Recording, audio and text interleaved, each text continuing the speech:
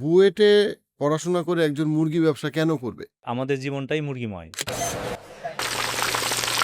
প্রতিদিন আমাদের কোনো না কোনোভাবে হয় মুরগির ডিম নাহলে মুরগির মাংস আমরা খাচ্ছি। একটা মানুষ তার জীবনে রাইট না প্রায় ১,০০০ পিস মুরগি খায়। তা আপনি যেহেতু অ্যাজ এ ইঞ্জিনিয়ার শিক্ষিত মেধাবী মানুষ এই ইন্ডাস্ট্রিতে কাজ করছেন, আপনি কি করাপশন দেখেন? বাংলাদেশে মুরগিতে প্রচুর অ্যান্টিবায়োটিক ইউজ হয়। বাংলাদেশে একটা কেন টার্ম অ্যান্টিবায়োটিক ইউজ হয়? যাতে অসুস্থ না হয় এজন্য অ্যান্টিবায়োটিক ইউজ করে। ও যেন বাড়ে, গ্রোথ বাড়ে এজন্য অ্যান্টিবায়োটিক ব্যবহার করে। আর রোগ হলে তো কথাই নাই, ককটেল দেয়। ককটেল মিনস কয়েকটা অ্যান্টিবায়োটিক মিক্সড। এইটা ওর জীবনটাই অনেকটা অ্যান্টিবায়োটিকময়। এবং এটা কিন্তু শুধু মুরগিতে না, ইভেন আপনার শাকসবজিতে হেভি মেটাল আছে। কিছুদিন আগে শুনতেছিলাম চালের মধ্যে হেভি মেটাল আছে। এখন কিন্তু ক্যান্সার বড় লোকদের রোগ না কিন্তু। এটা কিন্তু গ্রাম অঞ্চলে ছড়িয়ে গেছে। কারণটাই কি? কারণ কিন্তু ভালো খায়। নিজে চাষবাস করে খাচ্ছে, নিজের বাড়ি মুরগি খাচ্ছে কিন্তু তারপর ক্যান্সার হয় কেন? কীটনাশকের কারণে। আমরা হয়তো একসময় বড় লোক হবো, বাংলাদেশের অর্থনীতি অনেক উন্নতি হবে, বাট ভোগ করার জন্য লোক থাকবে না। যারা থাকবে টোটালি অসুস্থ জাতি থাকবে। প্রবলেমটা সলভ করার চেষ্টা করতেছেন কিভাবে? আমরা যে জিনিসটাকে ফাইট দিচ্ছি সেটা অ্যান্টিবায়োটিক রেসিস্ট্যান্স। আপনি ৪২ দিন পালতেছেন, আপনার মুরগি হইল ছোট, আর ওরা ৩০ দিন পালতেছে, ওদের মুরগি হইল বড়। তো আপনি বাজারের দামে টিকবেন কেমনে? গরুর যেমন অনেক স্ট্যান্ডার্ড আছে, মুরগির ক্ষেত্রে কয়টা? একটা মুরগিকে আপনি অর্গানিক তখনই বলতে পারবেন ওর মধ্যে মেইনলি ৩টা ক্রাইটেরিয়া আছে। ওর যে খাবারটা, ওই খাবারটাও অর্গানিক হইতে হবে। তারা অর্গানিক বলতে বোঝায় যে অপেক্ষাকৃত অর্গানিক। এটা ভুল ব্যাখ্যা। খোলা ডিম আর প্যাকেট ডিম, আসলে দুইটা ডিমের মধ্যে পার্থক্য কতটুকু? কাস্টমার যদি রিফান্ড দেয়, we have to take it. Even সে যদি ১০ দিন পরেও রিফান্ড দেয়, we have to take it. এবং এটাও বলা আছে যদি কাস্টমার মুরগি খেয়েও ফেলে, খেয়ার পর যদি ১ মাস পরে বলে যে আমার মুরগিতে প্রবলেম ছিল, we have to return the money. আমরা যে গ্রোথটা পাচ্ছি এটা অ্যাজ পার দ্য বেঞ্চমার্ক ঠিক আছে। সবই ঠিক আছে, শুধু একটা জিনিসই নাই, ওই যে প্রতারণাটা নাই। অর্থবহ জীবনের জন্য ফিটনেস, ফাইন্যান্স, ফ্যামিলি সব ভালো কন্টেন্ট পডকাস্ট আকারে পাওয়ার জন্য সাবস্ক্রাইব করুন পার্সপেক্টিভ পডকাস্টে।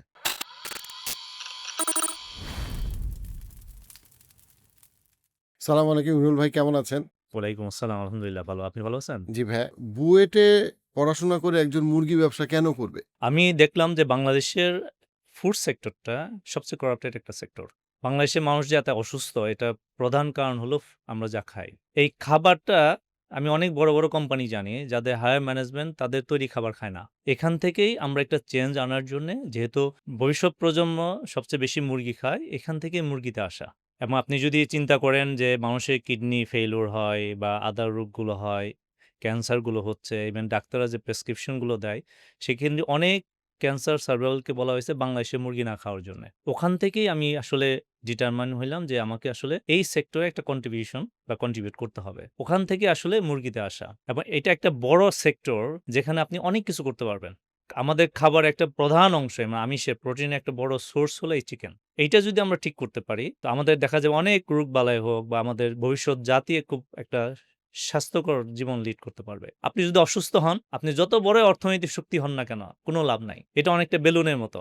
আপনি অনেক বাতাস দিচ্ছেন, কিন্তু একটা ছিদ্র আছে, ওখান থেকে সব বাতাস বের হয়ে যাবে। আপনি অসুস্থ, আপনার কোনো কিছুই ভালো হবে না। দিনের শেষে ব্যালেন্স শিট আপনার 0। এখন ধরেন যারা বুয়েটে পড়াশোনা করছে, আগেও করছে, আমার বড় ২ ভাইও করছে, তো সাধারণভাবে কি হয় যে মানুষ প্রফেসর হবে, মানুষ বিদেশে যাবে, পিএইচডি করবে, অথবা কেউ সরকারি চাকরি করবে। সে তার সম্মানীকে সে মাথায় রেখে সে কাজ করে, সে ইত্যাদি। এটা বেশিরভাগের ক্ষেত্রেই সত্যি। কিন্তু আপনি একটা অন্য রুট নিছেন, অন্য দিকে গেছেন। হ্যাঁ, স্রোতের বিপরীতে গেছেন। তো সেটা আপনার কাছে কখনো মনে হয় না যে এই ভুল রাস্তায় গেলাম? মুরগি এগুলা খাবার, মানুষ কি বলবে, কে কি মনে করবে? হ্যাঁ, অ্যা যদি না পারি, অ্যা এগুলা এটা কি আমার কাজ কিনা? কারণ ট্র্যাডিশনাল তো বাংলাদেশের শিক্ষিত মানুষ মুরগির ব্যবসা করে না। তো সেই জায়গাটায় আপনি কিভাবে এখানে আসলেন এবং করে মোটামুটি একটা স্টেবল, স্কেলেবল বিজনেস দাঁড়া করায় ফেলছেন? সেটা কিভাবে? মানে ওই মানসিকতার জায়গাটা আমি বলছি। যে স্রোতের বিপরীতে আপনি গেলেন সেই বিষয়টা। এটা মেইনলি হলো দেশ আর জাতির কাছে দায়বদ্ধতা। কারণ আমরা যারা বুয়েটে পড়ি এদের পেছনে অনেক টাকা খরচ হয়। আমরা দেখতেই পারি যে প্রাইভেট ইউনিভার্সিটির যে কস্ট আর পাবলিক ইউনিভার্সিটির যে কস্ট এটা অনেক ডিফারেন্স। আমাদেরও একসময় মাইন্ডসেট ছিল যে আমেরিকায় চলে যাব। হ্যাঁ? তো বাট বিভিন্ন ইস্যুর কারণে বা যেটা হোক আমাদের ট্রান্সফরমেশন এর কারণে পরবর্তীতে আমরা বলছি no we should stay in Bangladesh. আর এখান থেকে যে বাংলাদেশে আমাদের দুর্ভাগ্য হলো আমরা খুবই একটা corrupted everywhere corruption is the মানে খুব রুটেড একটা জিনিস। তো দেশ ও জাতির দায়বদ্ধতা থেকেই আসলে আমাকে এই সেক্টরে আসা এবং কিছু একটা করা প্ল্যান থেকে আসা। আপনি যদি বলেন রিগ্রেট, না, রিগ্রেট আমি কখনোই করি নাই। কারণ আমার একটা বড় হলো ভাই, আমার আল্লাহ তাআলা যেটা আমার ভাগ্যে রাখছেন সেটা হবে। কিছু আপস অ্যান্ড ডাউনস ছিল, সেটা কিছু ভ্যালিড রিজন ছিল। সেটা আমাদের সাইড থেকে না। সেটা অন্য একটা ইনফ্লুয়েন্স, উইল ডিসকাস, যদি সময় পাই আমরা আলোচনা করব। আর যদি বলে সাস্টেনেবিলিটির ক্ষেত্রে আমরা যেটা চেষ্টা করছি শুরুর থেকেই একটা প্রোটোকল দাঁড় করানোর চেষ্টা করছি। আমাদের যেমন ভেটেরিনারি ডক্টর আছে, নিউট্রিশনিস্ট আছে, টেকনোলজির ক্ষেত্রে আমি কন্ট্রিবিউট করতে পারছি। তো আমরা একটা জিরো অ্যান্টিবায়োটিক ফ্রি রেঞ্জের যে প্রোটোকলটা ওয়ার্ল্ড ওয়াইড যে স্ট্যান্ডার্ডের সাথে ফলো করে এটা আমরা দাঁড় করানোর চেষ্টা করছি। এর মধ্যে ডিফারেন্ট চেঞ্জ আসছে, হিকাপ আসছে, we try to modified, then we have a sustainable model now. তো আমরা এটা নিয়েও কাজ করবো চিন্তা করছি, কারণ এটা শুধু আমি করলে তো হবে না। আমি যদি দেশ ও জাতির যদি কে সামনে নিয়ে যেতে চাই, একটা সুস্থ জাতি তৈরি করতে চাই, এটা অ্যাক্রস দ্য বাংলাদেশ সেটাকে ছড়াইতে হবে। তো আমরা চিন্তা করতেছি, we are in discussion with the প্রাণী সম্পদ অধিদপ্তর। হ্যাঁ, তো আমরা এই প্রোটোকলটা ওনাদের ভেটেড করে আমরা চেষ্টা করব এটাকে বাংলাদেশে ছড়িয়ে দিতে, ডিফারেন্ট পাইলট প্রজেক্ট নিয়ে। মানে এটা নট অনলি কিভাবে আমরা রেয়ারিংটা করতেছে, এর সাথে ফিডটাও ইম্পর্টেন্ট। আমরা যে ফিডটা তৈরি করতেছি, যে ফর্মুলাটা তৈরি করতেছে, এই ফর্মুলাটা আমরা পাবলিকলি ওপেন করে দেব, so that people can come forward and follow this protocol. এটা একটা হলিস্টিক অ্যাপ্রোচ, কারণ এটা শুধু আমি উৎপাদন করলাম সেটা না, এটাকে আবার বিক্রয় করতে হবে। কারণ আপনি যখন একটা প্রোটোকল, একটা চেঞ্জ ম্যানেজমেন্ট একটা বড় ক্রিটিক্যাল একটা জিনিস। যেমন আমি একটা জিনিস বলতে পারি যে আমি যখন এই জিরো অ্যান্টিবায়োটিক এবং ফ্রি রেঞ্জ, বিশেষ করে ব্রয়লার, দেশি মুরগি, colour bird people can accept, কিন্তু ব্রয়লার মুরগি জিরো অ্যান্টিবায়োটিকে পালা যায়, বিশেষ করে বাংলাদেশে, এটা কেউ বিশ্বাস করেনি। ইভেন যারা এক্সপার্ট বারা, তারাও এটা বিশ্বাস করতো না। প্রচুর বকাঝকা আছে, পাগল, এটা হবে না। But we have prove that যে ইয়েস, ইট ইজ পসিবল। আমার ডিটারমিনেশন ছিল, বা আমি যেটা চিন্তা করতাম যে অন্য দেশে হলে বাংলাদেশে হবে না কেন? হ্যাঁ, কিছু চ্যালেঞ্জ থাকবে, চ্যালেঞ্জ তো সব জায়গায়। সবচেয়ে বড় চ্যালেঞ্জ যেটা হলো, আমি তো একসময় চলে যাবো, এটাই বড় চ্যালেঞ্জ। আমি কি সবকিছু থেমে রাখতেছি? মানুষ তো মারা যাবে, কিন্তু কেউ কোনো কিছু কিন্তু বন্ধ রাখতেছে না। সবাই সবকিছু, হ্যাঁ, যেটা করার দরকার না সেটাও করতেছে। তো ওইখান থেকেই চ্যালেঞ্জটা নেওয়া। এবং আমাদের কালার বার্ড ভালো ছিল, শুরুতে কালার বার্ড দিয়ে স্টার্ট করছি, দেন ব্রয়লার অ্যাড করলাম। এই ব্রয়লার অ্যাড করার পরে আমাদের কিছু ইনসিডেন্ট হইলো। ওই ইনসিডেন্ট হওয়ার পরে আমরা স্ট্রাগল করছি। কিন্তু আমাদের যে commitment towards the people, towards the country, এটা কখনো কম্প্রোমাইজ করি নাই। কয়েক বছর আমরা স্ট্রাগল করছি। Then we found the problem, then we solve the problem.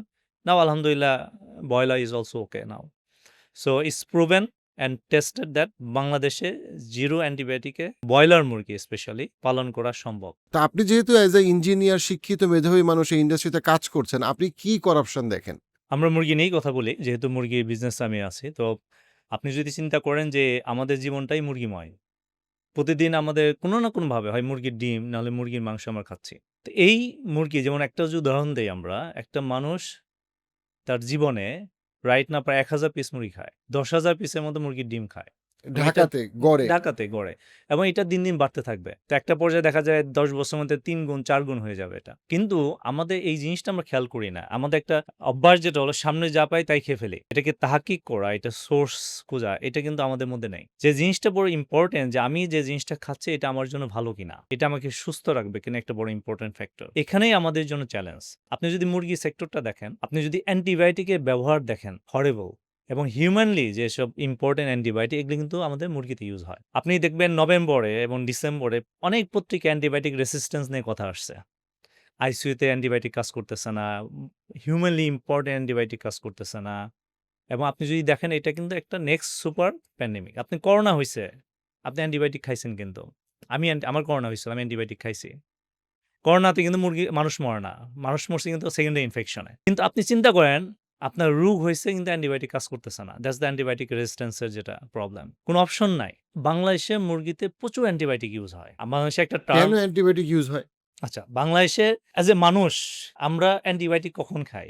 আমরা অসুস্থ হলে অ্যান্টিবায়োটিক খাই। নিজেরাও খাই, ডাক্তারের প্রেসক্রিপশন দিলেও খাই। কিন্তু মুরগির ক্ষেত্রে ইজ ডিফারেন্ট। ইভেন গরুতেও কিন্তু ট্রিটমেন্ট হিসেবে অ্যান্টিবায়োটিক ইউজ হয়। কিন্তু মুরগিতে ও যাতে অসুস্থ না হয় এজন্য অ্যান্টিবায়োটিক ইউজ করে। ও যেন বাড়ে, গ্রোথ বাড়ে, এজন্য অ্যান্টিবায়োটিক ব্যবহার করে। আর রোগ হলে তো কথাই নাই, ককটেল দেয়। ককটেল মিন্স কয়েকটা অ্যান্টিবায়োটিক মিক্সড করে। এইটা ওর জীবনটাই অনেকটা অ্যান্টিবায়োটিকময়। বাংলাদেশে একটা টার্ম আছে antibiotic residue free. I am not sure এটা আদৌ মানে মেনে চলা হয় কিনা। কোনো অ্যান্টিবায়োটিকের যদি রেসিডিউ পিরিয়ড যদি ১০ দিন হয় ফর এক্সাম্পল, এবং এই মুরগিকে যদি আপনার ৭ দিন ৭ দিন অ্যান্টিবায়োটিক দিতে হয়, কোর্সটা যদি হয়, তাহলে আল্টিমেটলি আপনি যেদিন থেকে অ্যান্টিবায়োটিক শুরু করবেন, শত দিনের মধ্যে এই মুরগি জব করতে পারবেন না। এখন ধরেন আপনার একদম বাংলাদেশে ব্রয়লার নরমালি এভারেজে ৩০ দিন পালে। যদিও আমরা ৪২ দিনে পালি। ট্র্যাডিশনালি ৩০ দিন পালে। ২৫তম দিনে যদি তার ঠান্ডা লাগে, তার কোনো রোগ হয়, তাকে যদি অ্যান্টিবায়োটিক দেয়, তাহলে আল্টিমেটলি তাকে কিন্তু ২৫ প্লাস 17 ডেজ। তার মানে কত দিন হয় এটা? ৩৫ আর ৪২ দিন। তার মানে ৪২ দিন বয়সে এই মুরগিটা জব করতে হবে। আমার ডাউট আছে যে আসলে বাংলাদেশে এটা আদৌ ফলো করে কিনা। ওজন বাড়ানোর জন্য অ্যান্টিবায়োটিক ইউজ করে এবং antibiotic residue and antibiotic resistance কিন্তু এক জিনিস না। রেসিডিউ হলো আপনি অ্যান্টিবায়োটিক দিচ্ছেন, কিছু লেফটওভার রয়ে গেছে।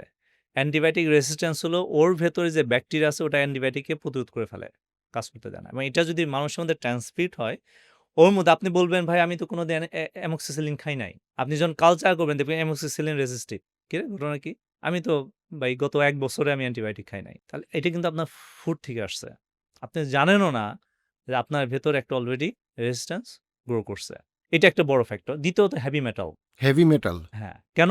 বাংলাদেশে ক্যান্সার বলেন যে ইগুলো, হ্যাঁ? এই লেড যেগুলো আছে, ক্রোমিয়াম, এটা কিন্তু ক্যান্সারের জন্য এই হেভি মেটাল কিন্তু রান্না করলে আরেকটা জিনিস বললেন, সেটা হলো অ্যান্টিবায়োটিক রেসিস্ট্যান্স কিন্তু রান্না করলেও যায় না। আমাদের একটা ধারণা আছে যে আমি খুব ভালোভাবে রান্না করলে আমার অ্যান্টিবায়োটিক, হ্যাঁ, কিছু ব্যাকটেরিয়া কিল হয়, কিছু অ্যান্টিবায়োটিক ধ্বংস হয়। কিন্তু রেসিস্ট্যান্স, অনেক রেসিস্ট্যান্স আছে যেটা আপনি পেনিসিলিন টাইপের এটা ধ্বংস হয় না। তার মানে আমি রান্না করলেও কিন্তু আমার বডিতে আসতে পারে।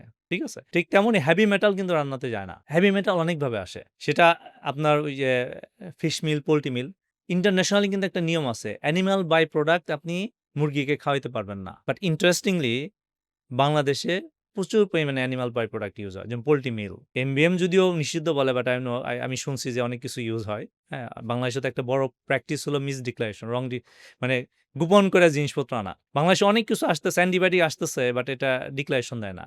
প্রোবায়োটিক ডিক্লারেশন দেয়, অ্যান্টিবায়োটিক এনে বাজারে ছাড়তেছে। সুতরাং হেভি মেটাল একটা বড় কনসার্ন। এটা যদি আমার বডিতে আসে, ডেফিনিটলি আমার একসময় ক্যান্সার হইতে পারে। যেমন বাংলাদেশের মানুষ, কৃষকরা কিন্তু এখন ক্যান্সার আক্রান্ত। কারণটা কি? কীটনাশক। এখন কিন্তু ক্যান্সার বড়লোকদের রোগ না কিন্তু। এটা কিন্তু গ্রাম অঞ্চলে ছড়িয়ে গেছে। কারণটা কি? কারণ কিন্তু ভালো খায়। যে নিজে চাষবাস করে খাচ্ছে, নিজের বাড়ি মুরগি খাচ্ছে, কিন্তু তারপর ক্যান্সার হয় কেন? কীটনাশকের কারণে। কারণ কীটনাশকে হেভি মেটাল আছে। আপনি দেখবেন মিলন সাহেব আমাদের এক্স ছিলেন, অ্যাডমিন ক্যাডারের লোক ছিলেন। সবাই চেনে, মাহবুব করিম মিলন সাহেব। উনি কিন্তু এটা নিয়ে অনেক কথা বলেন, হেভি মেটাল নিয়ে কথা বলেন, কথা বলেন। এটা কিন্তু একটা বড় সিরিয়াস ইস্যু এবং এটা কিন্তু শুধু মুরগিতে না, ইভেন আপনার শাকসবজিতে হেভি মেটাল আছে। কিছুদিন আগে শুনতেছিলাম চালের মধ্যে হেভি মেটাল আছে। মানে হেভি মেটাল এভরিহোয়ার। এটা একটা বড় একটা কনসার্ন এবং এটা নিয়ে যদি এখনই কাজ না করে, এই জাতি, বাংলাদেশী জাতি পঙ্গু হয়ে যাবে। আমরা হয়তো একসময় বড়লোক হব। বাংলাদেশের অর্থনীতি অনেক উন্নতি হবে। বাট ভোগ করার জন্য লোক থাকবে না। যারা থাকবে টোটালি অসুস্থ জাতি থাকবে। আমাদের হসপিটালে দৌড়াইতে হবে। হসপিটাল দেখবেন ভরে গেছে। দেখবেন এখন কিন্তু হসপিটালে ব্রাঞ্চ তৈরি হচ্ছে। পাশে দেওয়ার সাথে তাকে এক্সপান্ড করতে হচ্ছে মাল্টিপল এরিয়াতে। আপনি সবচাইতে ক্রাউডেড এরিয়া পাবেন হলো আপনার হসপিটাল এবং ডায়াগনস্টিক সেন্টার। বিশেষ করে যেখানে কনসালটেন্ট ডাক্তাররা বসে। মানুষ ঘিস করতেছে। কারণটা কি? কারণটা হলো আমরা অসুস্থ একটা জাতি। আমাদের নিয়ে কেউ চিন্তা করে না। এখানে মেইনলি হলো টাকার কাছে সবাই তার নীতি বিসর্জন দিয়ে দিছে। আমি কিভাবে টাকা অর্জন করতে পারি? মানুষ মেরে হোক, মানুষে দাবিয়ে হোক, হ্যাঁ? মানুষকে চুরি চামারি যেটাই হোক না কেন আমাকে ধনী হইতে হবে, আমাকে টাকা অর্জন করতে হবে। কে কি হলো? আমার সন্তান বাঁচলো কিনা? সেটা কিন্তু আমি দেখি না। এইজন্য অনেক বড় কোম্পানি বলে, অনেক কোম্পানির মালিক নিজের প্রোডাক্ট খায় না, সন্তানকে দেয় না। বাট অন্যরা কিন্তু ঠিকই বিক্রি করে দিচ্ছে। বাচ্চাদের খাবার কি পরিমাণ অ্যাডাল্টেশন হয়। নকল খাবার তৈরি করতেছে। মাঝখানে একবার কথা হলো না নিয়ে, ক্যাডবেরি নিয়ে না কোনটা নিয়ে কথা হলো না যে হেভি মেটাল বা এই ইস্যু আছে। না হেভি মেটাল কি নিয়ে যেন কথা উঠলো। তো এটা আসলেই প্রবলেম। আমাদের চিন্তা করা উচিত যে আমরা আসলে কি খাচ্ছি। এতদিন গভর্নমেন্ট উৎপাদন নিয়ে কথা বলছে যে ওকে ফাইন, উৎপাদন করো, খাদ্যের স্বয়ংসম্পূর্ণ হওয়া। এখন কিন্তু স্লোগান চেঞ্জ হয়ে যাচ্ছে। এখন ফুড সেফটি সিকিউরিটির কথা বলতেছে। নিরাপদ খাবার উৎপাদন। আপনি চিন্তা করেন আজকে যদি আমার ক্যান্সার হয়, আমার টাকা পয়সা কোথায় যাবে? আপনি ভোগ করতে পারবেন না। একটা সংসারে একটা ক্যান্সার রোগী বা একজন যদি মেন্টাল কোনো ইস্যু হয় বা অ্যাডিক্টেড লোক থাকে, ওই সংসারে শান্তি বলে কিছু নাই। আমরা এখন ধরেন অল্টারনেটিভ হিসাবে আপনারা যে একটা ইকোসিস্টেম দাঁড়া করানোর চেষ্টা করতেছেন আ অর্গানিক চিকেনে, সেটা আসলে আপনারা কিভাবে করতেছেন? এটা কিভাবে আপনারা এটা মানে ধরেন প্রবলেমটা সলভ করার চেষ্টা করতেছেন কিভাবে? আমাদের ফার্মিং যেটা আমরা আমাদের যে ফার্মিং যেটা বলতেছি zero antibiotic, free range that's a different story. Ethical farming এর পার্ট হিসেবে ফ্রি রেঞ্জ করা। আমরা যে জিনিসটাকে ফাইট দিচ্ছি সেটা অ্যান্টিবায়োটিক রেসিস্ট্যান্স। ওয়ার্ল্ড ওয়াইড এখন কিন্তু নো অ্যান্টিবায়োটিক এভার ফার্মিং এটা কিন্তু মোমেন্টাম পাচ্ছে। আমেরিকার মতো দেশে এখন অনেক পোল্ট্রি খামার অ্যারাউন্ড 30-35-40% এখন নো অ্যান্টিবায়োটিক এভার ফার্মিং করতেছে। তার মানে আপনি কোনো অবস্থাতেই তাকে অ্যান্টিবায়োটিক দিবেন না। মানে আপনি যদি অ্যান্টিবায়োটিক না দেন, তার মধ্যে তো রেসিস্ট্যান্স হওয়ার কোনো সুযোগ নাই। ঠিক না? ইভেন আপনি যে ফিডগুলো দিচ্ছেন, এর মধ্যেও যদি আপনি অ্যান্টিবায়োটিক ব্যবহার না করেন, একটা ক্লিন এবং গ্রিন একটা ফিড যদি তাকে দেন, তবুও তার মধ্যে অ্যান্টিবায়োটিকের সোর্সই নাই। তো আমরা যেটা করতেছি অ্যান্টিবায়োটিক সোর্সটাকে কাট করে দিচ্ছি। এখানে রেসিডিউ কনসেপ্ট বলে কোনো কনসেপ্টই নাই। শুধু ওই মুরগিটা যখন মানুষ খাবে, এই মুরগিতে কখনো তার ভেতরে অ্যান্টিবায়োটিক রেসিডিউ অথবা রেজিস্ট্যান্স বলে সেটা মানুষের শরীরে যাবে না। অ্যাট দ্য সেম টাইম আমরা যদি ভেজিটেবল প্রোটিন বা আমরা যদি অ্যানিমাল প্রোটিনটাকে এভয়েড করতে পারি, তবুও কিন্তু আপনি এই সোর্স থেকেও হেভি মেটালটাকে আপনি এলিমিনেট করতে পারেন।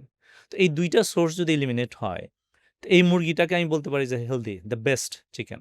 বাংলাদেশে অর্গানিকের ক্ষেত্রে একটু লিমিটেশন আছে। কারণ ইনগ্রেডিয়েন্টের ক্ষেত্রে ভুট্টা, এখানে কিন্তু পেস্টিসাইড এবং ফার্টিলাইজার ইউজ হয়। হ্যাঁ, এটাও একটা চ্যালেঞ্জ। এখান থেকেও কিন্তু হেভি মেটাল আসতে পারে। তো এইটা নিয়ে কাজ করার সুযোগ আছে। বাট এটা আসলে একটা কারণ আমাদের মতো কোম্পানি একটা ছোট আমরা কিন্তু অনেক ছোট কোম্পানি। আমি কিন্তু বড় কোম্পানি না। তো আমাদেরও প্রায় ৪০০ কেজি মানে ৪০০ টনের উপর ভুট্টা লাগে ইয়ারলি। এটা আস্তে, আস্তে গ্রো করবে। আসলে একসময় দেখা যাবে ১০০০ টনের উপরে চলে যাবে। এই অংশটা একটু লং টার্ম প্ল্যানে কাজ করতে হবে। কারণ বাংলাদেশের সয়েল বলেন, বাংলাদেশের যে ইকোসিস্টেম, এগ্রিকালচার ইকোসিস্টেম গ্রো করছে, এখানে আসলে মাটি বলেন বা বলেন কোনটাই আর ঠিক নেই। এটা একটু সময় লাগবে। তো আমরা আমাদের ইচ্ছা আছে যে আমরা at least zero antibiotic right now we are following. Next step আমাদের টার্গেট হলো অর্গানিক ভাবে আমরা যদি পালন করতে পারি। But it will take some time. আমি জাস্ট যদি বোঝার চেষ্টা করি যে তাহলে বাজারের সবাই যদি অ্যান্টিবায়োটিক ইউজ করে, তাহলে তারা তাড়াতাড়ি মুরগিটা বড় করতে পারতেছে। এবং তারা ৩০ দিন পালতেছে, আপনারা ৪২ দিন পালতেছেন এভারেজে গড়ে। আপনি ৪২ দিন পালতেছেন, আপনার মুরগি হইলো ছোট, অপেক্ষাকৃত ছোট। আর ওরা ৩০ দিন পালতেছে, ওদের মুরগি হইলো বড়। তাহলে তো ওদের সাথে তো আপনি বাজারের দামে টিকবেন কেমনে? আমরা যখন জিরো অ্যান্টিবায়োটিক মুরগি পালবো, ডেফিনিটলি এটা গ্রোথ কম হবে। কারণ আপনি কিন্তু তার গ্রোথ প্রমোটার বা হ্যাঁ, এজিপি বলে অ্যান্টিবায়োটিক গ্রোথ প্রমোটার কিন্তু দিচ্ছেন না। যেখানে মানুষ ৩০ দিনে মুরগি ২ কেজি উপরে করে ফেলতেছে, আমাদের ওই সময় ৩০ দিনে মুরগি ওজন থাকে ১২০০ গ্রাম, ১ কেজি এরকম। আমাদের একটা বড় চ্যালেঞ্জ ছিল, এটা অনেকেই হয়তো জানে, অনেকেই জানে না যে আমাদের গত ৩.৫ বছর ব্রয়লারের ওজন অনেক কম আসতো। আ এটা ইভেন ৪২ দিনেও কম। ইভেন আমরা অনেক সময় ব্রয়লার ৫০ দিনেও পালছি। এটা মেইনলি ছিল একটা ওই কক্সিডিওসিস একটা ইস্যু ছিল। আমরা we could not manage that one. একটা বড় ফার্মাসিউটিক্যালস এর ইম্পোর্টেড মেডিসিন ডোজ প্রতারণার কারণে এটা আসলে হইতো না। যাই হোক আমরা এটা ডিসকভার করার পর আলহামদুলিল্লাহ এখন আমাদের ইন্টারন্যাশনাল যে স্ট্যান্ডার্ড জিরো অ্যান্টিবায়োটিকে বা নো অ্যান্টিবায়োটিক এভারে আমাদের ৪২ দিনে এভারেজ ওজন এখন ২ কেজির উপর হয়। তারপরও ৩০ দিনে ২ কেজি আর ৪২ দিনে ২ কেজি। এটা কিন্তু হিউজ ডিফারেন্স। কারণ ও খাবে বেশি। আপনার শেডের ই আপনি পার ইয়ারে আপনি কম মুরগি পালতে পারবেন। লেবার কস্ট বেশি, ইলেকট্রিসিটি কস্ট বেশি। ইভেন মর্টালিটি রেটও আপনার বেশি থাকবে। সুতরাং এই মুরগির দাম ডেফিনিটলি ইভেন শুধু বাংলাদেশ না, ওয়ার্লড ওয়াইড এই টাইপের মুরগির দাম বেশি। আপনি যদি আমেরিকা বলেন, যত দেশেই দেখেন ট্র্যাডিশনাল চিকেন ভার্সাস এই জিরো অ্যান্টিবায়োটিক বা গ্রিন চিকেন যদি বলেন, কমপক্ষে ডাবল প্রাইস। আমেরিকার ক্ষেত্রে রেগুলেশনটা অনেক স্টাফ। যেমন আমরা কিছুদিন আগে প্যাম নেদারল্যান্ডের সাথে কাজ করতেছিলাম। তাদের নেদারল্যান্ড অনেক স্ট্রং। তাদের কনসালটেন্ট আমাদের ফার্মে ছিল প্রায় ১০-১২ জন ছিল। ভবিষ্যতেও আসবে। অ্যাকচুয়ালি আমরা টেকনিক্যাল কোলাবোরেশন করতেছি যে নেক্সট লেভেলে যাওয়ার জন্য। আমাদেরও তো লিমিটেশন থাকতে পারে। একটা বাংলাদেশী স্ট্যান্ডার্ড, একটা ইন্টারন্যাশনাল স্ট্যান্ডার্ড। তো ওখানে উনারা বলতেছিলেন কেউ যদি অ্যান্টিবায়োটিক দেয় ২০ দিন রেসিডিউ পিরিয়ড পার করতে হয়। ২০ দিনের মধ্যে না। তো যেখানে হচ্ছে যে আমরা যেমন প্যাম নেদারল্যান্ডের সাথে কথা বলতেছি, আপনি একটা উদাহরণ দেই আপনাকে। আউটসাইড অফ বাংলাদেশ চিন্তা করতেছিলাম। বিশেষ করে জিসিসি কান্ট্রি স্পেশালি সৌদি নিয়ে চিন্তা করতেছিলাম। তো ওখানেও কিন্তু নরমাল মুরগি যেখানে হোলসেল বিক্রি হয় ৳৮ সৌদি রিয়াল পার কেজি। জিরো অ্যান্টিবায়োটিক এই মুরগি বিক্রি হচ্ছে প্রায় ৳১৫-১৮ ডাবল প্রাইস। অর্গানিক হলে তো আরও বেশি। এটা সারা পৃথিবীতেই আপনার এই মুরগির দাম বেশি। কারণ এটা আমি অনেকটা বলি যে আমি ফার্মিং করি হলো পুলসিয়াতেও পড়ে। কেন পুলসিয়াতেও পড়ে? আপনার রোগ তো হইতেই পারে। ঠিক না? আপনি প্রিভেনশন আমরা কি প্রিভেনশন ইজ বেটার দ্যান কিউর। আমরা এমনভাবে ফার্মিং করি, এমনভাবে বায়োসিকিউরিটি মানি, এমনভাবে তাকে মনিটরিং করি। আমরা রেগুলার মুরগি মানে সুস্থ মুরগি কেটে আমরা চেক দিচ্ছি তার ভেতরে কিছু মানে প্রবলেম দেখা দিচ্ছে কিনা। হ্যাঁ? সো দ্যাট আমরা আপফ্রন্ট একটা অ্যাকশনে যেতে পারি। এরপরেও যদি কোনো কারণে যদি আপনার রোগ হয়ে যায়, আপনি কিন্তু অ্যান্টিবায়োটিক দিতে পারবেন না। আমি একটা কথা সবসময় বলি, এটা নেগেটিভ ওয়েতে নেবেন না। আমি একটা কথা বলি, মহারানী আর চাকরানী। মানে don't take it negative way, profession আমি ছোট করতে চাই না। ২ টাই কিন্তু রানি। মানে ইন টার্মস অফ সাফিক্স যদি চিন্তা করি, মহারানী অ্যান্ড চাকরানী ২ টাই কিন্তু ভ্যালু সেম না। ঠিক তেমনি আমি সবসময় বলি জিরো অ্যান্টিবায়োটিক আর অ্যান্টিবায়োটিক রেসিডিউ ফ্রি সিমিলার। কারণ অ্যান্টিবায়োটিক রেসিডিউ ফ্রি মানে আপনি রোগ হয়েছে অ্যান্টিবায়োটিক দিছেন, দেন রেসিডিউ পিরিয়ড পার করে বিক্রি করছেন। আপনি আপনার রিস্ক ফ্যাক্টরটা মিটিগেট করে ফেলছেন অ্যান্টিবায়োটিক দিয়ে। আর জিরো অ্যান্টিবায়োটিক হলো আপনার রোগ হয়েছে, আপনি অ্যান্টিবায়োটিক দিতে পারতেছেন না। তার মানে কি? You are taking all the responsibility, মানে রিস্ক ফ্যাক্টরটা নিয়ে নিচ্ছেন। মানে আপনি পুলসে এত উপরে আছেন, যদি রোগ দেয় ঠাস করে নিচে পড়ে যাবেন। যদি কোনো প্রবলেম হয়। অনেকে আমাকে আমার পরামর্শ দেয়, "ভাই আপনি এক কাজ করেন না, মুরগিগুলো আলাদা করে একটু অন্য একটা শেড।" আমি বলছি, "নো। একবার যদি ফার্মে আপনি অ্যান্টিবায়োটিক ঢুকান, you can not control it." Can control ইট আমি বলি।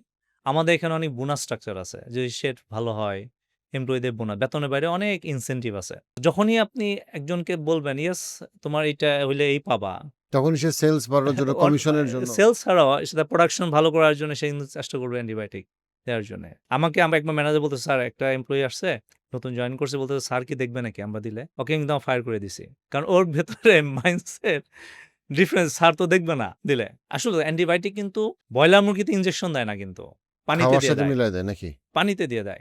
পানিতে দিলে আপনি কিভাবে টের পাবেন? পাবেন না তো। আমাদেরকে ইভেন এমপ্লয়িদেরকে রেগুলার বুঝাইতে হয়, "বাবা তুমি যে এই মুরগিটা পালতেছো, এটা কিন্তু তুমি সওয়াব পাবা। এটা মানুষের উপকার করতেছো। আখিরাতে আল্লাহ তাআলা তোমার এর বদলা দিবে। তুমি যদি অনেস্টি মেইনটেইন করো।" একটা কথা আছে না যে, "সত্যবাদী এবং বিশ্বস্ত ব্যবসায়ীগণ নবী, শহীদ, সিদ্দিকদের সাথে হাসর হবে।" ব্যবসায়ী তো ব্যবসায়ী। তার আন্ডারনিথ যে পিপল গুলো আছে তারাও তো অনেস্টি মেইনটেইন করতেছে। আল্লাহ কিন্তু এটা ইফেক্ট কিন্তু তাদের কাছেও যাবে এবং তাদের পরিশ্রমও বেশি। যখন মুরগি মারা যায় বা অসুস্থ হয়, তাদের পরিশ্রম অনেক বেশি থাকে। আমার তো পরিশ্রম, আমার ফিন্যান্সিয়াল লস, কিন্তু ইমপ্যাক্ট তো যে এমপ্লয়ি, ওকে মুরগি বাছাই করতে হচ্ছে, মুরগিটা ফেলে দিতে হচ্ছে, করতে হচ্ছে, ডাম্পিং করতে হইতেছে, লিটারের প্রবলেম, লিটার চেঞ্জ করতে হইতেছে, মনিটর দেখে রাত জেগে মনিটর করতে হচ্ছে। হিউজ কাজ। বাইরে যে ৩ টা চিকেন, একটা হচ্ছে ট্র্যাডিশনাল চিকেন যেটা মানে জাস্ট হাই গ্রোথ বা ইয়ে। আপনার ২ নাম্বার যেটা সেটা হচ্ছে গিয়ে antibiotic free chicken, no antibiotic chicken. আবার ৩ নাম্বার আপনি বলতেছেন আরেকটা হচ্ছে অর্গানিক চিকেন। বাংলাদেশে আসলে ৪ টাইপ, ৪ ধরনের। হ্যাঁ। আরেকটা হচ্ছে ফ্রি রেঞ্জ চিকেন। প্রিফারেন্সটা ডিফারেন্ট ভাবে নিচ্ছি আমি। ঠিক আছে? বাট আসলেই মানে ইন্টারন্যাশনালি স্ট্যান্ডার্ডটা কি? মানে গরুর যেমন অনেক স্ট্যান্ডার্ড আছে। গরুর কিন্তু অনেক স্ট্যান্ডার্ড আছে। মুরগির ক্ষেত্রে কয়টা? আমি একটু ব্রেকডাউন করি। ১ম এ টপ যেহেতু অর্গানিক থেকে কথা বলি। একটা মুরগিকে আপনি অর্গানিক তখনই বলতে পারবেন, ওর মধ্যে মেইনলি ৩ টা ক্রাইটেরিয়া আছে। ১ম, ওকে কোনো অবস্থায় আপনি কোনো অ্যান্টিবায়োটিক দিতে পারবেন না। নো অ্যান্টিবায়োটিক এভার বা জিরো অ্যান্টিবায়োটিক বলেন, দিতে পারবেন না। মরে গেলেও না। এবং কোনো জায়গায় যদি কোনো ফ্লকে যদি অ্যান্টিবায়োটিক দেন, ওটাকে অর্গানিক দাবি করতে পারবেন না। ২ নাম্বার হইলো ওকে সয়েল অ্যাক্সেস দিতে হবে। মাটিতে পালতে। এখন এখানে একটা কন্ডিশন আছে। মানে কিছু ফ্লেক্সিবিলিটি আপনার ইউএসডি অর্গানিক গাইডলাইন দেয়। সেটা হলো আপনার ধরেন শীত প্রধান দেশ। ও যেটা বলে যে আপনি চাইলে মুরগির নিরাপত্তার জন্য আপনি শেড দিতে পারবেন। যে আপনি একটা অংশকে আপনি করে আপনি নিচে মাটি আছে বাট উপরে আপনি শেড দিলেন, একটা প্রোটেকশন দিলেন। এটাকেও সয়েল অ্যাক্সেস বলা যাবে। সবচেয়ে ভালো হলো বাইরে একবার খোলামেলা পরিবেশে দিতে পারলে। যেমন আপনি যদি এখন সৌদি আরবে ব্রয়লার ফ্রি রেঞ্জ পালতে যান, ইউ ক্যানট ডু ইট। আপনার জন্য কিন্তু একটা অপশন দিয়ে দিছে। হ্যাঁ, আপনি যদি এক্সটেন্ডেড এরিয়াকে মাটির মধ্যে নিয়ে যদি আপনি একটু ওয়েদারটা কন্ট্রোল করলেন, সয়েল অ্যাক্সেস পেল, আপনি কিন্তু দাবি করতে পারেন, ইয়েস আমারটা কিন্তু সয়েল অ্যাক্সেস আছে। এখানে ফ্রি রেঞ্জের কথা বলা নাই। এখানে ২ টা জিনিস। ফ্রি রেঞ্জ একটা জিনিস আর পাস্তুর রেস আরেকটা জিনিস। অনেকগুলো ক্যাটেগরি আছে। পাস্তুর রেস মানে ও থাকবেও মাটির উপরে, ঘাসের উপরে। আবার নট নেসেসারি যে ওখান থেকে টুকে খাবে, আপনি খাবার দিতে পারেন। ওইটা নিয়ে কোনো সমস্যা। ৩ নাম্বার হইলো ওর যে খাবারটা, ওই খাবারটাও অর্গানিক হইতে হবে এবং নন জিএমও হইতে হবে। এখন অর্গানিক বলতে কি বোঝাচ্ছেন? যেমন ভুট্টা ইনগ্রেডিয়েন্টও অর্গানিক হইতে হবে। ভুট্টা আপনি যে চাষ করবেন, এখানে কোনো সিনথেটিক ফার্টিলাইজার এবং কীটনাশক, পেস্টিসাইড দিতে পারবেন না। আপনি যে ভুট্টাটা চাষ করবেন বা যেটা উৎপাদন করেন। তো আপনি গমও যদি দেন, আপনি যদি ধানও যদি দেন, ঠিক আছে? সেক্ষেত্রে আপনি তাকে পেস্টিসাইড, যেমন অনেকে বলে দেশি মুরগি অর্গানিক, টোটালি রং কনসেপ্ট। ওকে যদি আপনার ক্ষেতের ধান দেন, ধানটা কি আপনি সার দিয়ে দিছেন না আপনি? তৈরি করছেন না? কীটনাশক দিছেন না? সুতরাং মুরগি ঘুরে পারলেই যে অর্গানিক হবে তা না। বাংলাদেশে অর্গানিক কোয়াইট ইম্পসিবল। মানে দেশি মুরগি অর্গানিক টোটালি ভুল। বাংলাদেশে অর্গানিক ক্লেম করা টাফ। হয়তোবা এটা মানে তারা অর্গানিক বলতে বোঝায় যে লেস কন্টামিনেটেড, অপেক্ষাকৃত এটা অর্গানিক। ভুল ব্যাখ্যা। তো আরেকটা জিনিস জিএমও হইতে পারবে না। জিএমওর ক্ষেত্রে হ্যাঁ, বাংলাদেশে অফিসিয়ালি ভুট্টা নন জিএমও। অফিসিয়ালি আমি জানি না ভেতরে কি আছে। বাংলাদেশে অনেক কিছুই রং ডিক্লারেশন হয়। ঠিক আছে? সয়াবিন মিল যেটা আসে, সয়াবিন যে ইয়েতে, ওগুলো সব জিএমও। আমেরিকা থেকে বা আর্জেন্টিনা থেকে যে সয়াবিনগুলো আসে, এগুলো জিএমও। যদি একটা রিসার্চ চলতেছে যে জিএমও ফিড দিয়ে কিভাবে অর্গানিক করা যায় এবং they expect to get it. যদি সাপোজ টু লাস্টে আসার কথা ছিল আমি পরে চেক দিয়ে নাই। যাই হোক, যেটা বলতেছিলাম যে এই ৩ টা। হ্যাঁ, আরেকটা জিনিস আছে যেটা বাচ্চার ক্ষেত্রে বলে। অনেকের ধারণা বাচ্চা মুরগি অর্গানিক হইতে গেলে তার বাচ্চা বাপ-দাদা ১৪ গোষ্ঠী অর্গানিক হইতে হবে। এই যে হ্যাঁ, এটা হলো সবচেয়ে বেস্ট অপশন। কিন্তু ইউএসডিএ অর্গানিক গাইডলাইন বলে ট্র্যাডিশনাল হ্যাচারি থেকে কিনে এনে ডেওল চিক কিনে এনে সেকেন্ড ডে থেকে যদি অর্গানিক ফর্মুলায় পালে এটাকে অর্গানিক ধরা যাবে। যদি আমরা ভুট্টা এবং এই জিএমও ইস্যুটা সলভ করতে পারি, উই ক্যান ডিক্লেয়ার ইট। এইজন্য আমরা কি বলি? আমরা বলি যেটা হলো zero antibiotic and free range. Free রেঞ্জটা আসে হলো ইথিক্যাল ফার্মিং এর ক্ষেত্রে। ইথিক্যাল ফার্মিং কি জিনিস? ইথিক্যাল ফার্মিং হলো আপনি মুরগিকে ওর ন্যাচারাল যে স্বভাবটা আছে, হ্যাঁ? ওই স্বভাবটাকে আপনি এনজয় করতে দিবেন। ওর স্বভাব কি? ও বালিতে গোসল করে। মুরগি কিন্তু বালিতে গোসল করে। বালিতে গোসল করে। ও কিন্তু স্ক্র্যাচিং করে, হুম? টুকে একটু খায়, হুম? এই ওর যে ন্যাচারাল ইনস্টিংক্ট গুলো, যে গুণাবলী, এটাকে আপনি এনজয় করতে দিচ্ছেন। ওই কনসেপ্ট থেকে আসলে ফ্রি রেঞ্জ করা। তাহলে মুরগির লাইভলিহুডটা ভালো হয় এবং ইন্টারেস্টিং হইলো এদের শরীরও কিন্তু ভালো থাকে। আমরা যে অ্যা স্বাভাবিক, কারণ সে ফিজিক্যাল মুভমেন্ট করতে হ্যাঁ, পারে, খাঁচার মধ্যে আটকায় নাই। আমাদের যে লেয়ার ফার্ম যেটা, এটা তো টোটালি আপনার ওই ১১টার পর থেকে ৪টার মধ্যে জঙ্গলে ঘুরে বেড়ায়। এদের যে ফিজিক্যাল স্ট্রেংথ, এদের যে আপনি ওই খাঁচায় ওই একরকম না। তো এইটা হলো অর্গানিক। তো এইজন্য আমরা তো অর্গানিক পার্ট আমরা জিরো অ্যান্টিবায়োটিক বলতেছি। No antibiotic ever. এরপরে ক্যাটেগরি একটা আছে যে বাংলাদেশে যেটা অ্যান্টিবায়োটিক ফ্রি রেসিডিউ ফ্রি বলে। এইটা হলো আমি রোগ হইল, অ্যান্টিবায়োটিক দিলাম, রেসিডিউ পিরিয়ড পার করে আমি স্লটারিং করলাম বা বিক্রি করলাম। এইটা মন্দের ভালো, খারাপ না। But this is Bangladesh. বুঝতে হবে কোনো এস্টাবলিশ বা ফ্যাসিলিটি নাই এটাকে এনফোর্স করা। আপনি বললাম না আমি যে ২৫ দিন হলে সে ৪২ দিন পালবে কিনা? পালবে না। কারণ সে তো দাম পাবে না। আপনি যে মার্কেটে যাবেন, আর রেগুলেটরি বডিরা তো এখানে কাজ করে না। কাজ করে না। ঠিক আছে? তো আ একটা অ্যান্টিবায়োটিক টেস্টের রেজাল্ট পাইতে প্রায় ৪-৫ দিন লাগে। আর একটা অ্যান্টিবায়োটিক রেসিডিউ টেস্ট করতে ৫,০০০ প্লাস ১৫% ভ্যাট। প্রায় ৳৬,০০০ খরচে একটা। তো সে যদি ৩ টা ৪ টা অ্যান্টিবায়োটিক ইউজ করে, তো অ্যান্টিবায়োটিক টেস্ট করতে তো তার খরচই চলে যাবে এখানেই। এইটা একটা ক্যাটেগরি, 3rd ক্যাটেগরি। আরেকটা ক্যাটেগরি ট্র্যাডিশনাল। অ্যান্টিবায়োটিক দেয়। হয়তো অনেক সময় রেসিডিউ পিরিয়ডটা মাথা ব্যথায় নাই। ৩০ দিন হইলো বা অর্গানিক ওজন হলে হইলো। যেমনি, মানে সরি, ট্র্যাডিশনাল হচ্ছে যেমনি ইচ্ছা সেমনে। মানে মুরগি হইলেই হইল। ঠিক আছে? তো এইটা একটা আসে। সারা পৃথিবীতে এইভাবেই চলে। বাংলাদেশে একটা প্রবলেম হইলো অন্য দেশে যেমন হল্যান্ড, নেদারল্যান্ডের ক্ষেত্রে যে এনফোর্সমেন্ট আছে যে রেসিডিউ পিরিয়ড বা টেস্টিং না করে যাবে না, বাংলাদেশে ওইটা নাই। সুতরাং আমার ক্ষেত্রে যেটা আমার রেসিডিউ পিরিয়ড এটা ইস গুড, বাট আমি জানি না, আল্লাহ তাআলাই ভালো জানে। কারণ কারো ব্লেম দিতে যাচ্ছি না। যেমন নেদারল্যান্ডে একটা ঘটনা বলি। আমার কনসালট্যান্ট যখন ছিল উনি একটা বলতেছিল আমাকে যে ওর একটা ফিড কোম্পানির ভুট্টাতে, ভুট্টাতে ওর মধ্যে টক্সিন মাত্রার চেয়ে বেশি পাইছে। শুধু ভুট্টাতে। এবং এইটা ৫০০ টা ডেইরি ফার্মে ওই ফিডটা গেছে। তো অথরিটি ৫০০ টা ডেইরি ফার্মের দুধ বিক্রি বন্ধ করে দিছে এবং ওই ফিড উইথড্র করছে। বাংলাদেশে এবার কখনো শুনছেন? হ্যাঁ, নেদারল্যান্ডের স্ট্যান্ডার্ড ইজ ভেরি হাই। যেমন আমরা কি করি? আমাদের ক্ষেত্রে আমাদের মিট কিন্তু জিরো অ্যান্টিবায়োটিক।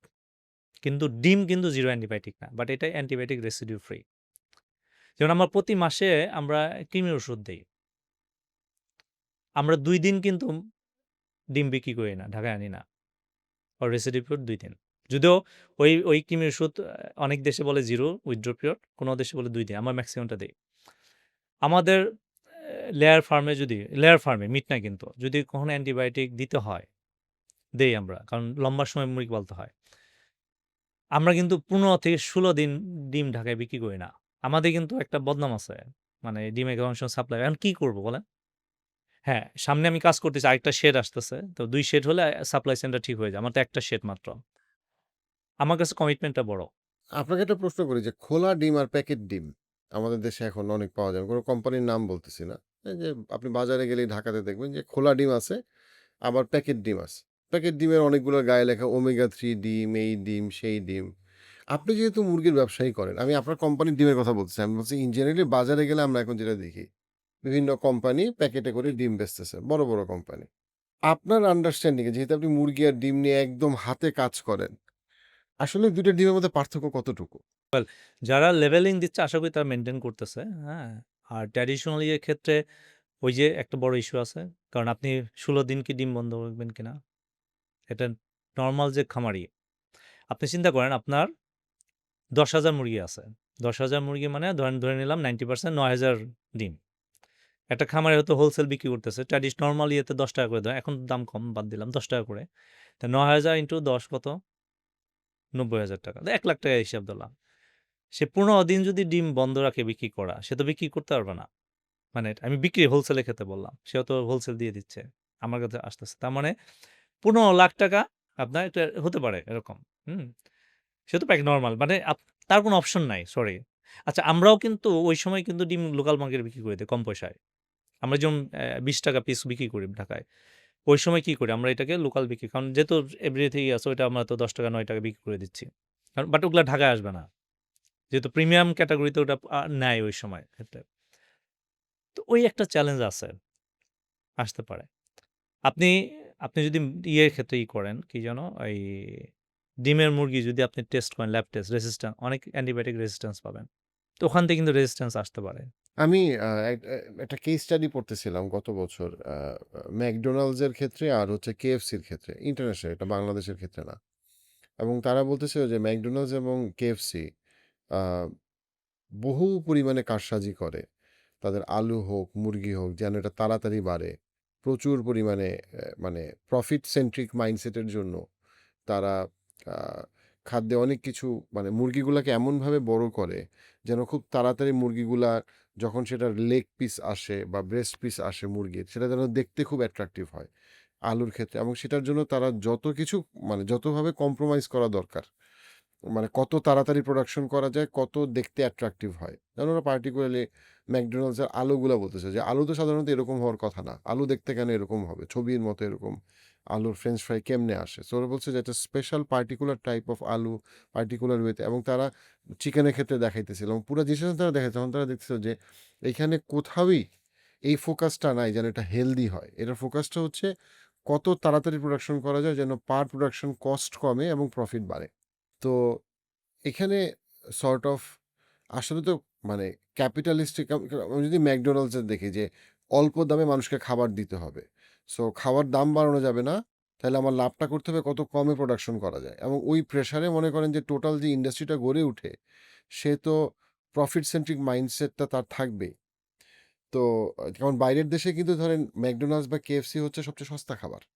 মানে ম্যাকডোনাল্ডস যে দামে বাইরে বিক্রি হয় অনেক ক্ষেত্রে বাসায় কুক করলে এর থেকে বেশি খরচ পড়ে। মানে আমি আমেরিকার কথা বলতেছি, বাইরের কথা বলতেছি। তো সেই জায়গাটা থেকে মনে করেন যে এই যে কালচারটা তৈরি হয়েছে, ক্যাপিটালিজমের কালচারটা, এটা তো খুবই অ্যাট্রাকটিভ। দিনের শেষে আপনি লাভ করতে চায় মানুষ, হ্যাঁ? এবং এই লাভের কোনো সীমা নাই। তো এটা থেকে তো মানে বের হয়ে আসার মানসিকতা তৈরি করা খুব ডিফিকাল্ট। ইভেন কনজিউমাররাও ধরেন মনে করেন যে অনেক ক্ষেত্রে কিন্তু ধরেন ঢাকাতে বা ঢাকার বাইরে কিন্তু ধরেন ডিমের দাম ৳১০ বাড়া তো দূরে থাক। ৳২ বাড়লে কিন্তু ঢাকা শহরে বেশ আলোড়ন তৈরি হয় আরকি।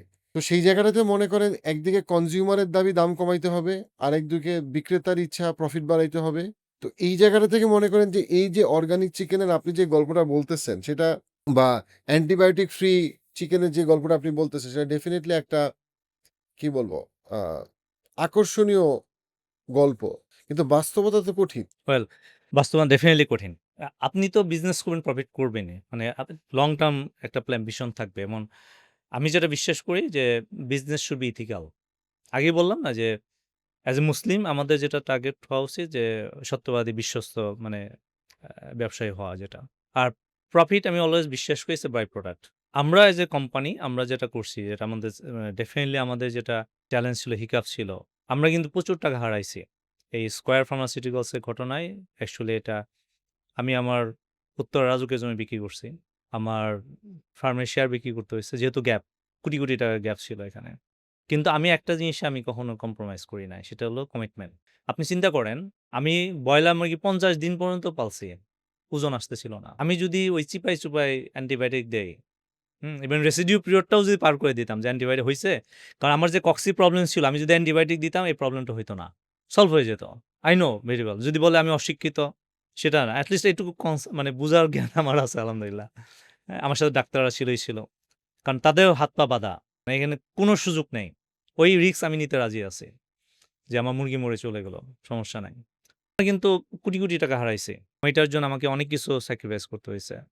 আমরা কিন্তু আমাদের কমিটমেন্ট ঠিক রাখছি। এখন বিজনেস শুড বি শুধু প্রফিট সেন্ট্রিক না। এটা শুধু ইথিক্যাল। আপনি আখিরাতকে সাথে কানেক্ট করেন। কারণ দুনিয়াটা আখিরাতের মানে চাষবাস করবেন, ওখান থেকে আপনি বেনিফিটটা নিবেন দুনিয়ার থেকে আখিরাতে, হ্যাঁ? এইজন্যে ওই যে সত্যবাদীটা, আপনি যা করতেছেন সেটা আপনি ডিক্লেয়ার করতেছেন। যেমন আমি একটা উদাহরণ দেই।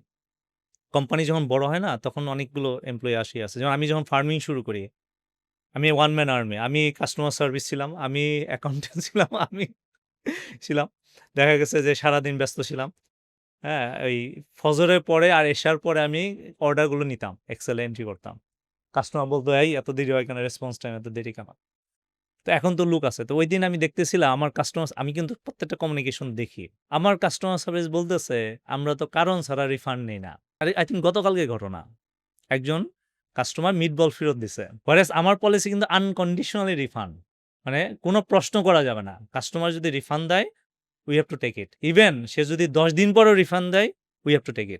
এবং এটাও বলা আছে, যদি কাস্টমার মুরগি খেয়েও ফেলে, খেয়ার পর যদি ১ মাস পরে বা আমরা অনেক সময় ডিক্লেয়ার করি প্রবলেম ছিল, যদি বলে যে আমার মুরগিতে প্রবলেম ছিল, we have to return the money. মুরগি তো আনা যাবে না। অনেক সময় মুরগি নেয়ও না, টাকাটা ফেরত দেয়। That's our policy. কোন প্রশ্ন করা যাবে না। বাট সে দেখলাম ডেলিভারি ম্যানের বলছে, "আমরা তো কারণ ছাড়া রিফান্ড নেই না।" আমি সাথে ইন্টারফেয়ার করছি। কে বলল তোমাকে? আমাদের কোন প্রশ্ন ছাড়া রিফান্ড নিতে হবে। এটা কিন্তু আলহামদুলিল্লাহ এই না যে মানুষ ফেরত দিচ্ছে, নো। খুব রেয়ার কেস। ২-১ জন আসলেই হয়তো প্রবলেম ছিল, বলছে যে, "আপনার ব্যবসা যে ধস নেমে যাবে।" ইট ইস নট লাইক দ্যাট। আমার তো মনে হয় না যে আমি আমার এই ৪ বছরে ১০-২০ হাজারের টাকার বেশি রিফান্ড দিছি কিনা সন্দেহ আছে। তো আপনাকে যত জিনিসটা মানে ওই বলতেছিলাম যে আপনাকে প্রফিট সেন্ট্রিক তো ঠিক আছে। বাট এই না যে আমাকে মানুষ মেরে প্রফিট করতে হবে, এই মাইন্ডসেট থেকে বের হইতে হবে। অন্যদের কথা বলতে পারব না। বাট মুসলিম যেহেতু বাংলাদেশ মুসলিম dominated country, we should target that. আল্লাহ তাআলা যেহেতু একটা অপশন রাখছে, হ্যাঁ? যে সত্যবাদী এবং বিশ্বস্ত। বিশ্বস্ততা একটা বড় আপনাকে ট্রাস্ট যে এই কোম্পানি ইস ট্রাস্টেবল। আমি ট্রাস্ট করতে পারি। আমাদের অনেক কোম্পানি বলেন নন কম্প্রোমাইজ, আনকম্প্রোমাইজিং ইন্টিগ্রিটি, বাট ঠিকই আকাম-কুকাম করে বেড়াচ্ছে। আপনার ২০২৪ সালে আপনার যখন এই যে রিসেন্ট যে একটা ক্রাইসিস, সেই ক্রাইসিসের আগে যদি বলি, তখন আপনার টোটাল কতগুলো মুরগি ছিল আপনার? নরমালি তো এট এ টাইম আমার ফার্মে সব মিলে, হ্যাঁ, রাইট নাও বলেন বা গত বছর ছিল ১৫-১৬,০০০ থাকে নরমালি। আমি তো ইন্ডিভিজুয়াল ভাবে পুরা লিস্ট আছে আমার ব্যাচ ওয়াইজ, বাট আমরা যে গ্রোথটা পাচ্ছি এটা অ্যাজ পার দ্য বেঞ্চমার্ক ঠিক আছে। We are getting the same. সবই ঠিক আছে, শুধু একটা জিনিসই নাই, ওই যে প্রতারণাটা নাই। ইট ওয়াজ অ্যারাউন্ড লাইক 6.5 ক্রোর যে আমি আরো মুরগি বিক্রি করতে পারতাম। ৳৬.৫ কোটি মতো। ওই ঘটনা যদি না ঘটতো, হয়তো আল্লাহ তাআলাই ভালো জানে। বাট আমি যদি ফিন্যান্সিয়ালি কনভার্ট করি, ৳৬.৫ কোটি মতো মুরগি আরো বিক্রি করা যেত।